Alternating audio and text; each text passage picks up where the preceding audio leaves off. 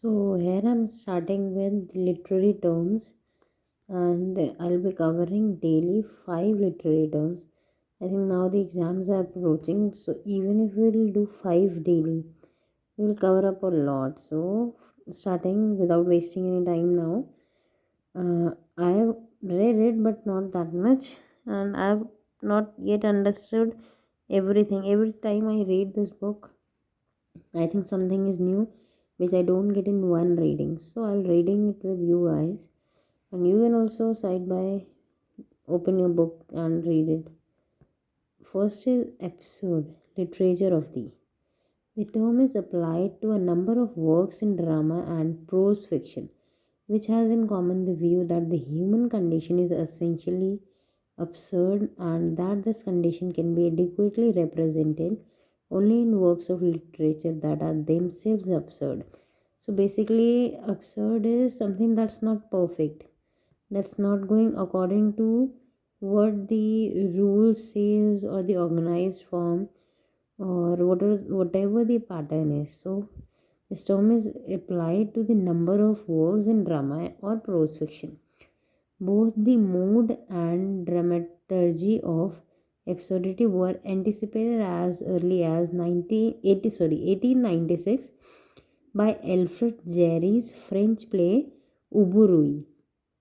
Ubu Rui means Ubu the king.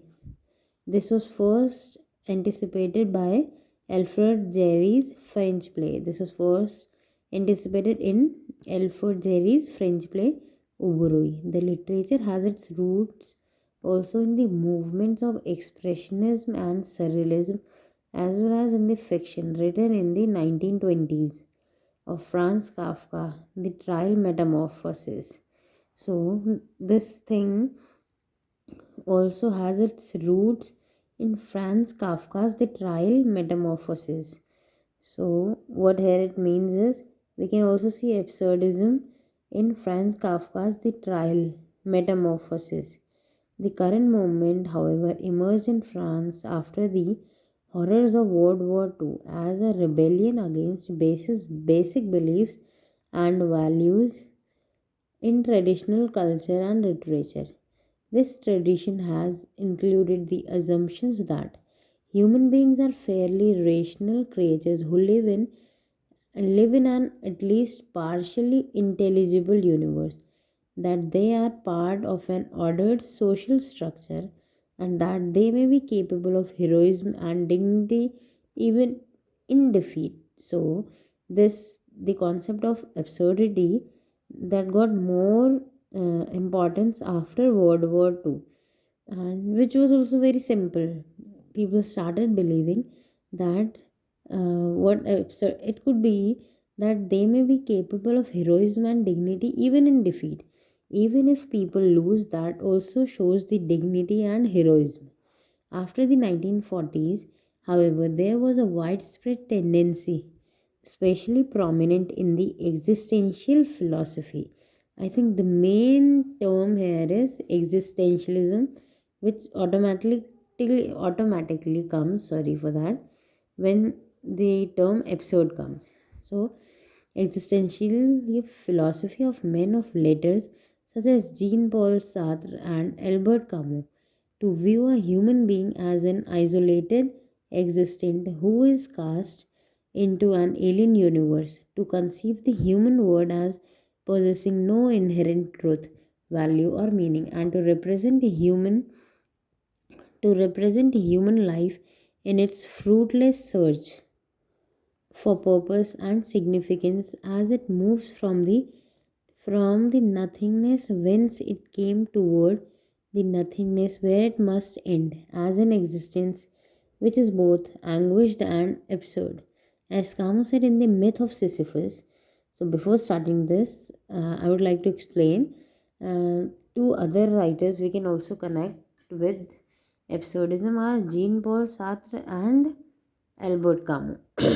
And we have earlier read one writer, Franz Kafka. So basically, who started this? Where did we first found in Alfred Jarry's French play Uburoi. Then later it became more famous after World War II And we also came to see about absurdism in Jean-Paul Sartre and Albert Camus' work. So basically, absurdism is believing in heroism even in the defeat and in dignity, with dignity. So the statement of the myth of Sisyphus was, in a universe that is suddenly deprived of illusions and of light, man feels a stranger. His is an irremediable exile. This divorce between man and his life, the actor and his setting, truly constitutes the feeling of absurdity. So here absurdity, this I think is the best example to explain about absurdity. Here it says that in a universe where everything is like it's full of light, man even after that feels strange. And that's exactly the exile which is irremediable, because everything is there. Even after that, one is feeling strange. So that's what is absurdism. So moving on, the another example is Eugene Ionesco's French author of the Bald Soprano, 1949, The Lesson, 1951, and other plays in the theatre of the absurd, has put it, cut off from his religious, metaphysical, and transcendental roots, man is lost. All his actions become senseless, absurd, useless. Ionesco also here again the word absurd. Ionesco also said in commenting on the mixture of moods in the literature of the absurd, people drowning in meaninglessness can only be grotesque, disgusting. Their sufferings can only appear tragic by derision. Derision here means act of treating with abomination, abomination, disdain. Okay. So French author the place has put it, cut off from his religious. So according to Ionesco, what exactly absurdism is? Cut off from religious, metaphysical, and transcendental roots. This is absurdism. And next comes Samuel Beckett, the most eminent and influential writer in this mode. In this mode means absurdism. Both in drama and in prose fiction, was an Irishman living in Paris who often wrote in French and then translated his works into English. His plays, okay, Waiting for Godot, this Myth of Sisyphus and Waiting for Godot. I think these are the best examples of existentialism or and absurdism. Whose plays are these? Waiting for Godot and Endgames. It's by Samuel Beckett. Project the irrationalism, helplessness, and absurdity of life in dramatic forms that reject realistic settings, logical reasoning, or a coherently evolving plot. So this is also something very realistic but dramatic. Like in the Waiting for Godot, they keep on waiting even after they somewhere know or they don't know that uh, might not come. Then too they keep on waiting. So I think these are the examples for absurdism. Ending the concept here. Moving next to second one. Here you can read this. They are given examples of the same. I think few books are also referred for absurdism. Moving on to academic novel. I'm not covering this, so when it will come in the pages 58 and 120, we'll go with it. So the next concept here is academic novel. Academic novel is also known as university novel or campus novel. A novel set primarily in a college or university community in which the main characters are academics, often employed by the English department. So basically, academic novels are in which main characters are from the academics. You can't say it's a romantic novel. Even it is, it will basically be from the academic field, mainly majorly from The English department. They are often employed by the English department. So moving on, like detective stories or murder mysteries, many of which are set in British country houses, academic novels frequently exploit the fictional possibilities created by a closed environment in which a number of highly distinct, often idiosyncratic personalities are thrown together. So, okay, same kind of people who are highly distinct are put together in this novel, in this kind of novel, which is academic novel. In the case of murder mystery, the insularity of the setting can produce a sense of heightened tension, but in the academic novel, the sequestered character of the campus often results in an atmosphere of comic inconsequentiality. So, in murder mystery, what we can see is the settings can create a heightened tension, but what happens in academic novels, it somehow comes out as a comic novel. Not exactly the comic novel, but it shows some comics in it. Funny things, we can say. Most academic novels are humorous. Okay, the terms I was using are actually humorous is the right term, humorous and comic. And many explore the implications of the variously attributed maxims that academic politics are so vicious because the stakes are so low. Even so, academic novels have an occasion address more serious themes including power, sex, class, and banishment and exile. So everything is covered inside this, but it's mainly under the academics. The examples now we can see the satirical portrayal of dreamily impractical thinkers is an old is as old as Aristophanes' The Clouds. The satirical portrayal of dreamily impractical thinkers. Okay, so here M.H. Abrahams is saying the satirical portrayal of dreamily impractical thinkers is as old as okay anything that is portrayed which is satirical and dreamy. Now it has become as old as Aristophanes' The Clouds, which depicts Socrates riding through the heavens in a basket. This has become as old as this story. In Aristophanes, okay, through this, I think this book covers many things.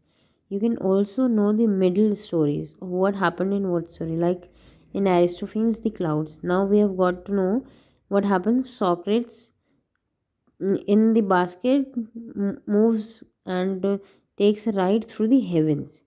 Moving on, and novels such as George Eliot's Middlemarch, Thomas Hardy's Jude the Obscure, and Willa Cather's The Professor's House, and Dorothy's I Sayre's Godinite dealt with academic settings or characters. Look, these are very simple, but we'll keep on revising. I have also not yet cleared, but I think revision is must.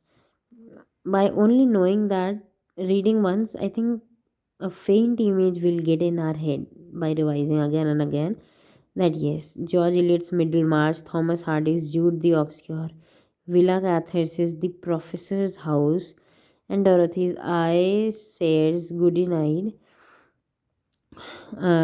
dealt with academic novels. So the major ones are now coming to academic. ये क्या है?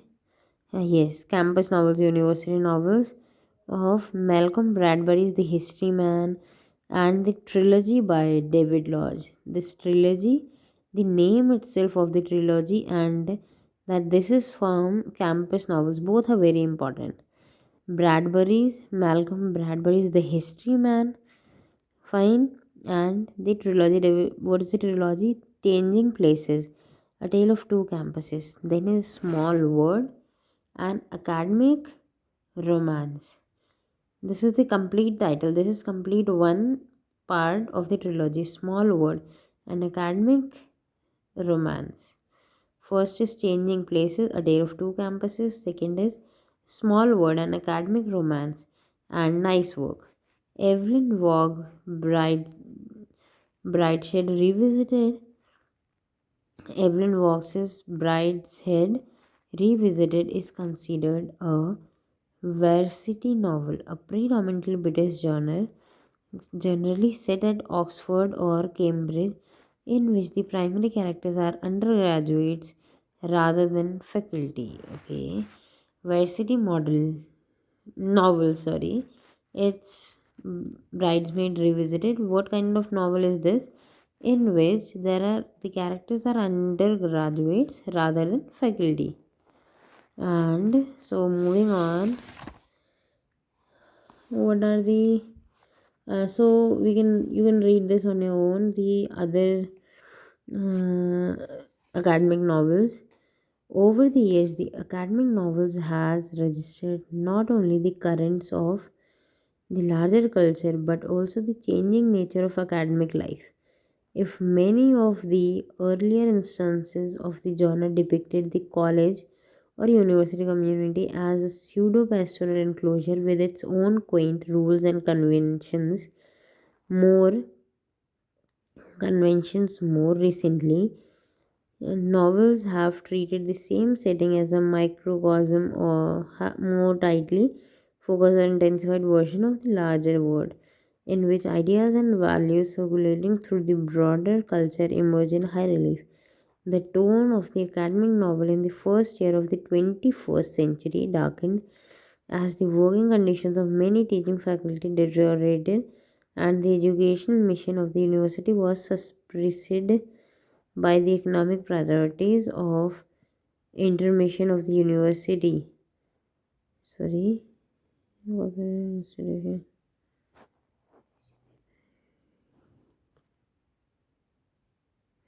Moving on, now the third is act and scene. An act is major division in the action of a play. In England, this division was introduced by Elizabethan dramatists who imitated ancient Roman play by structuring the action into five acts. So, first, when did acts started? Acts started previously, but in Elizabethan dramatists, what they did was they presented the Roman plays in five acts. This happened later in the 19th century. A number of writers followed the example of Chekhov and Ibsen by constructing plays in four acts.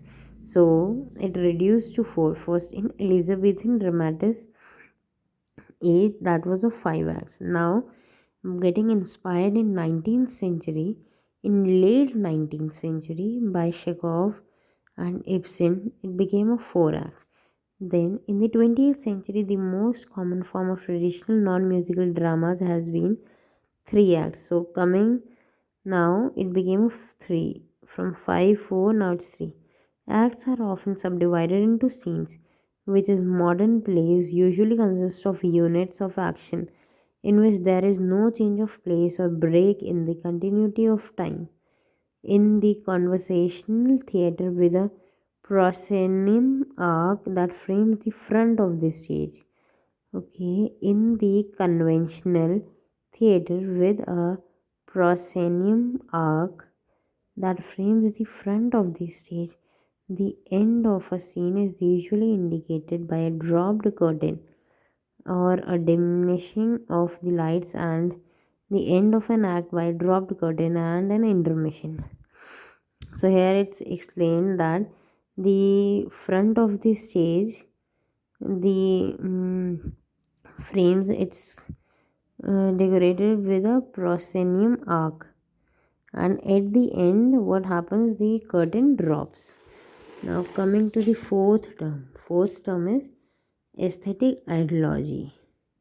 Aesthetic ideology was a term applied by deconstructive theorist Paul Deman. I think if you're a literature student, you might have heard, oh, sorry, for sure you have heard Paul Deman's. He have given many theories that we studied in our graduation, post graduation. So, aesthetic ideology was one thing which was first applied by Paul Deman.